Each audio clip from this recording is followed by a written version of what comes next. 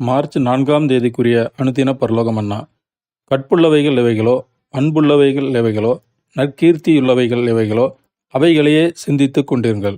பிலிப்பியர் 4ஆம் அதிகாரம் 8வது வசனம். வசனத்திற்குரிய விளக்கம். சுத்தமான காரியங்களை செய்வதில் நம் சிந்தையை பயிற்சிக்க வேண்டும். அவ்விதம் பழகின பிறகு அசுத்தமான எந்த சிந்தையும் நமக்கு வேதனையாகவும் சஞ்சலமாகவும் காணப்படும். நல்ல சிந்தனையின் மூலம் அசுத்தமானதை நாம் நினைவுக்கே கொண்டு வராமல் தடுக்க முடியும். உண்மையான அன்பை நாம் அதிக உயர்வாக கருதவும் வேண்டும். நாம் கற்புள்ளவைகளை, அதாவது சுத்தமுள்ளவைகளை சிந்தித்து கொண்டிருக்கும்போது உண்மை அன்பு நமக்குள் தானாக வேர்கொண்டு தேவ அன்பையும் கிறிஸ்துவின் அன்பையும் உணரச் செய்யும். அதோடு கூட தன் உடன் ஊழியர் மேலும் மற்றவர்கள் மேலும் நம்மை பகைக்கிறவர்கள் மேலும் கூட இந்த அன்பை காட்டச் செய்யும். விசுவாசம், நம்பிக்கை, அன்பு இம்மூன்றும் ஒருவருக்கு அவசியம். இவைகளில் அன்பே பெரியது. இது சகல பாவங்களையும் மூடும். அன்பில்லாதவன் தேவனுடையவன் அல்ல. ஆமென்.